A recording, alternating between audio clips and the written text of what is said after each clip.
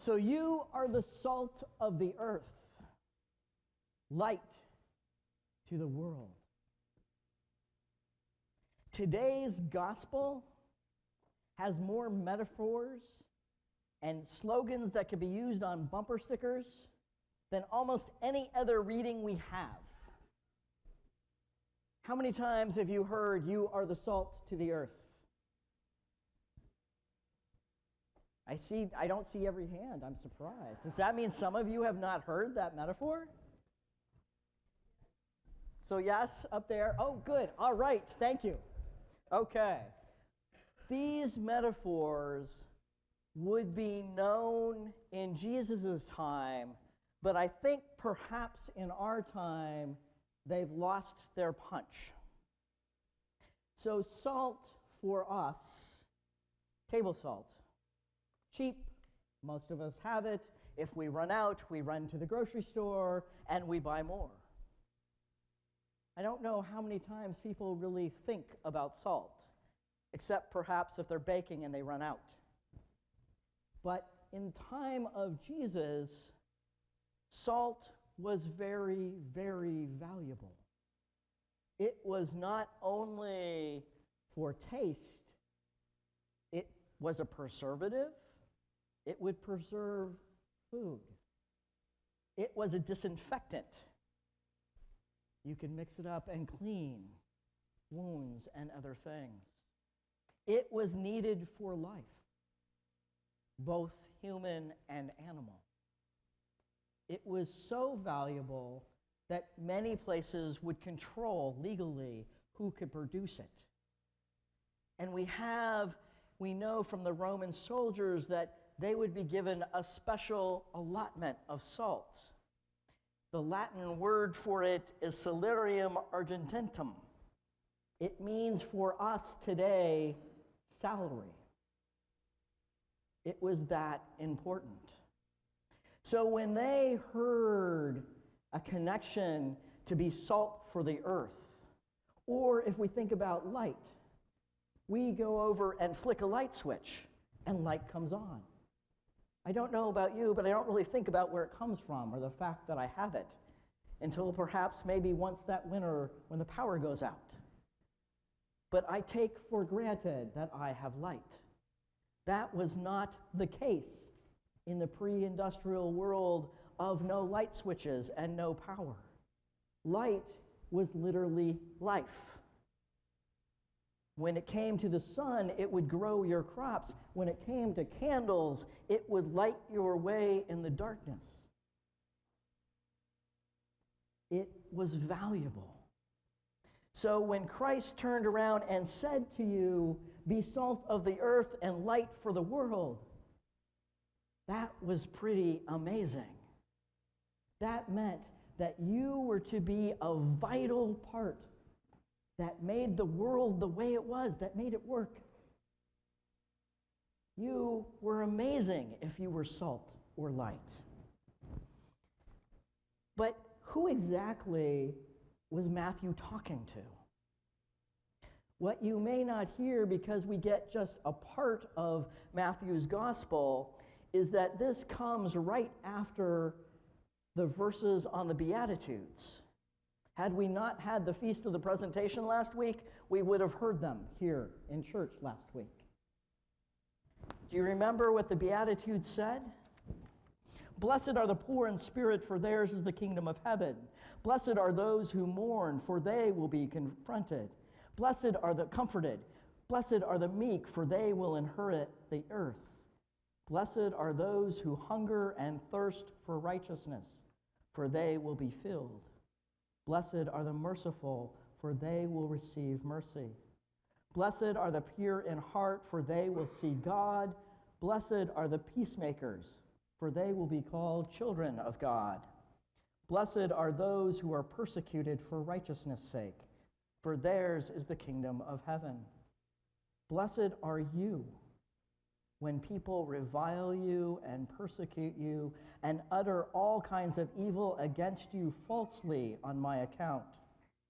Rejoice and be glad, for your reward is great in heaven. For in the same way they persecuted the prophets who were there before you, they will persecute you. This he was saying up on the mountain. Matthew staged this discourse on the mountain for a real specific reason. In Matthew's community, it was important to him to note that Jesus came not to abolish the law of Moses, but to fulfill it. Jesus stood in the line of Moses and before Moses and the prophets like Isaiah. Jesus spoke the words about what it meant to be salt and light in the world. And what it meant was exactly to live a life based in the Beatitudes. It meant that you were poor. It meant that you were meek and had merciful. It meant that you shared your food and gave housing to those in need. That was the image that he was preaching to the crowds and to the disciples. It was not just anyone. And as he echoed the words of Isaiah, we heard them in our first reading. Now, the ones that we had today come from Isaiah 3, the third Isaiah. Isaiah is a stream of prophetic voices that actually span different parts of Jewish history. And in these particular words today, they come from right after they have returned to Jerusalem from exile in Babylon and before the temple has been rebuilt. So they are a people that are kind of home, but home is pretty much in shambles. It's not quite what they hope it to be. And in this time, they go and make sure that they worship. They're in the temple or in the synagogues and the other temples, and they're out and they're worshiping God and they're fasting. Because if they fast, they believe that God will answer their prayers and will give them back the temple. So what does Isaiah say to them? You fools. Isaiah stands there and says, no, you're not listening. It's not about just coming in and worshiping. It's not about fasting and making sure that you're ticking these boxes. Isaiah says it's about what's in your heart. It's about what you live. Your words and your actions have to be what God has asked them to be. What does he say? If you remove the yoke from among you, the pointing of the finger, the speaking of evil, if you offer your food to the hungry and satisfy the needs of the afflicted, then your light shall rise in the darkness. Your ancient ruins shall be rebuilt. You shall raise up the foundations of many generations. You shall be called repairers of the breach, the restorer of streets to live in. So if you do those things, if you live your life like that, you will be repairers of the breach. I want to suggest that what Isaiah was saying and what Jesus was saying on the Sermon on the Mount is meant for all of you. We are in those crowds. We are the disciples. We are hearing this. And the question is, will we hear? We are being called to be repairers of the breach. Now, most of you know that we've had a bit of a breach right here at Christ Church. We've gone through a bit this last year with each other. It does not look today as it did a year ago or the year before that. So I'm wondering, are you listening for God's call?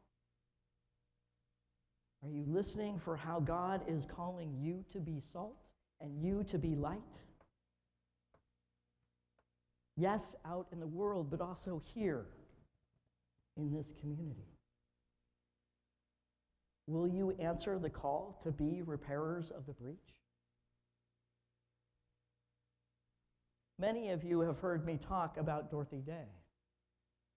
She is one of those saints and living saints that I grew up with and that shaped my imagination from just a small child. And she went off, and I will tell you of her history that she never, ever, ever said, "I'm going to start the Catholic worker movement." Those words never uttered from her mouth. She wondered and heard God's call. Her step was going to Mass every day and looking around and talking with her friend Peter Mirren. And she was a journalist by training. And so they started talking, and they created a penny newspaper to highlight the plight of the poor. And they took their resources, what meager they were, and whatever people would show up with, and they started feeding the poor. And then they started housing the poor. And then others joined them. And they kept doing this. And lo and behold, decades later, we have this thing we call the Catholic worker movement. It is not because Dorothy Day set out to do it. She just took the first step of God's call. And then she took the next one, and then she took the next one. That is what we are called to do, to listen to God, to take whatever first step God is calling us to do. Our work is first and foremost our own work. What is God calling of us, personally as individuals? And our second step is to bring that together, and what is God calling of us together? What can we accomplish as a group that none of us can accomplish as an individual? And so we are being called forth too. And we don't have to worry about what it looks like a year from now, or 5 years from now, or 10 years from now. We just have to answer God's call now and take the first step. Late in her life, there was an interview that the local TV station in Boston did. And Dorothy Day, of her own assessment of everything she had done, she said, "All is but a Band-Aid." I did a Band-Aid to the world. Why did she say that? Because we still have the poor. She, in fact, her work, while important as it is, inspiring as it is, helped the person in front of her and advocated for the people around her in the ways she could. But it did not wipe out the poor in all of the earth. But it still holds value. She was salt to the earth. She was light to the world. Everything that we celebrate in her, that may be our fate, or maybe not. Maybe we will be one of those unknown saints that only the people closest to us understand and share. But all of us are called to be salt, to be light. So,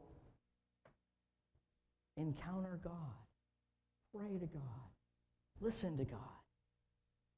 How is it that you are being called forth? And be repairers of the breach so that all may have abundant life. Amen.